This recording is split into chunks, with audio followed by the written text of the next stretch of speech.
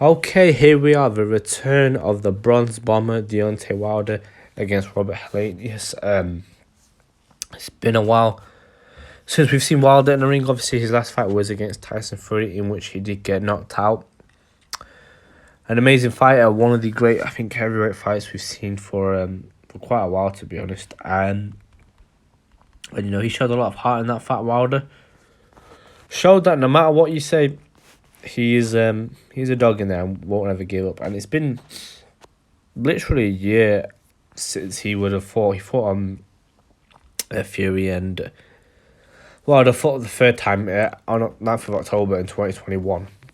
And the fight obviously will be in the 15th of October now, in a year later in 2022. So it's been more than just over a year since we would have seen Deontay Wilder in the ring. So, and look, I know people don't like him. I know he is a bit of an abrasive character. I know he said all that stuff and made excuses about the Fury fight and Fury cheating. I know he's a bit of a loudmouth, but I'll say it.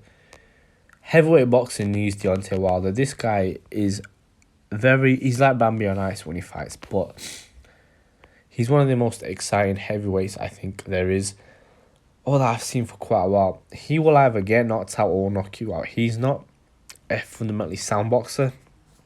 He will get outboxed literally 99% of the time in fights, and then will just find the right hand. But you know what?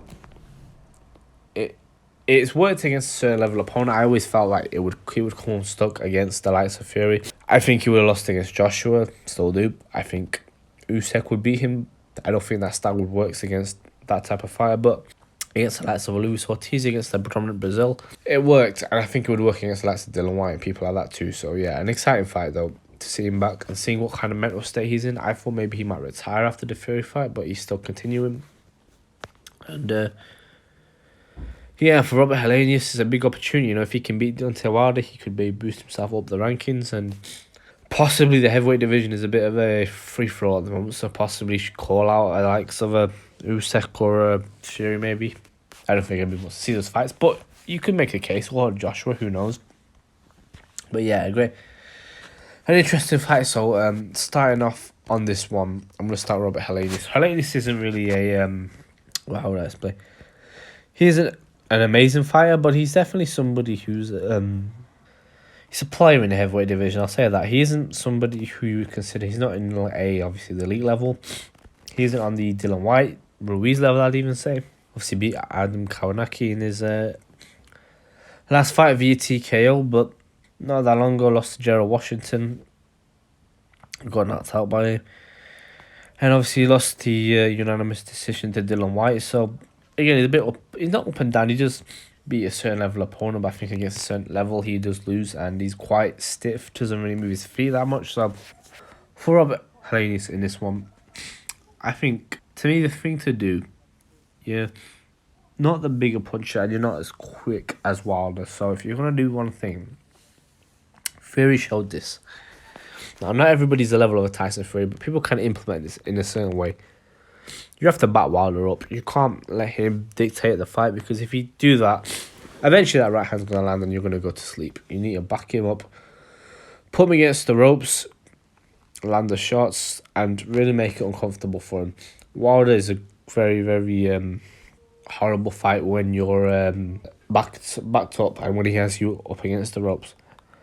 When you back him up and when he's fighting off the back foot, Wilder's a good fight, but he can't fight off the back foot. We saw this in the Fury fights, and we've seen this in the Ortiz fights to an extent. So yeah, to me, I think for Helenius, just backing Wilder up in this one, and I think staying off the ropes. I don't often give out defensive tips for fighters in these fights or defensive keys to victory, but I do think keeping the fight center ring and almost just escaping that right hand, because Wilder likes to line that right hand up, and if you're against the ropes, you're prime for it, especially someone like Helenius.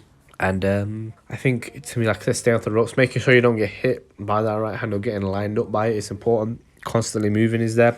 And my third point of what I think Helenius should do in this one, land that jab, but not just land it anyhow, jab in range. I don't think, what I could see happening, I could easily see Helenius throwing a lazy jab and Wilder coming over with the right hand and KOing him. Jab in range, be smart with it. Don't just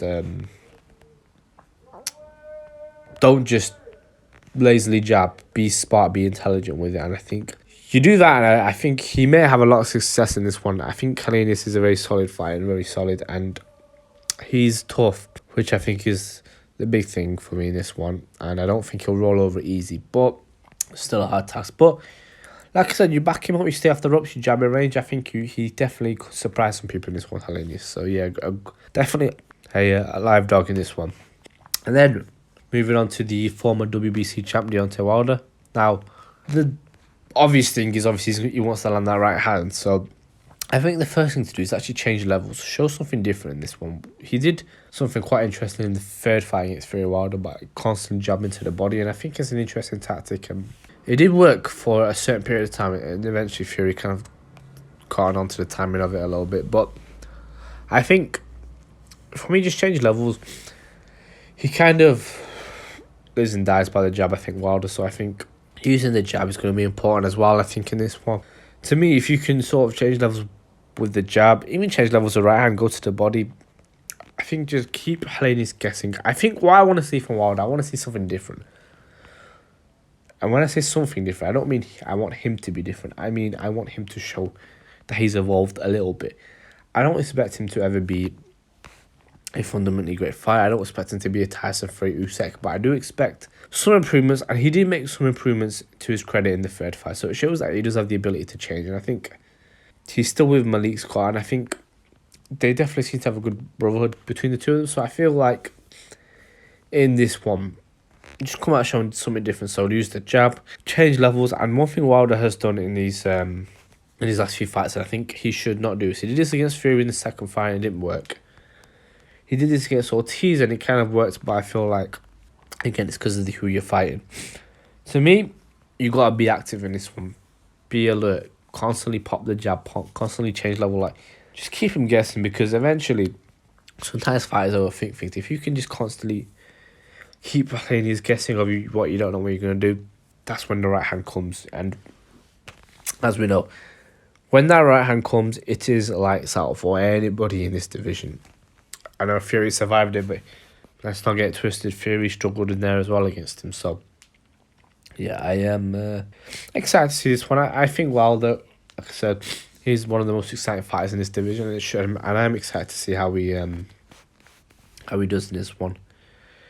Now, in terms of my prediction for this fight, I think Helenius is good. I think he's tough. I think he's solid, but I can see nothing more but than Deontay Wilder KO, though I think he'll get him out of there within 3 rounds. I'm interested to see how he is mentally in there. If he's changed anything, it's been a year since he's competed, so has he changed anything physically? But yeah, an interesting fight, though, and I'm definitely excited to see how Wilder does in this one. And it's good to have him back. Like I said, I think the heavyweight division is better for having Deontay Wilder in it, and I think having him, having Joshua, kind of having Fury and having Usyk, it's definitely an exciting time, as well as Joe Joyce and other fighters in there. So, yeah, exciting fight, and excited to see Deontay Wilder, and good to have him back. I feel for the division, an exciting fight, and yeah, like I said, I just don't think Helenius will be able to sort of survive with Wilder's power, but should be a good one nonetheless. But yeah, just my thoughts on the fight. I'll do a preview or review after the fight, and yeah, until next time.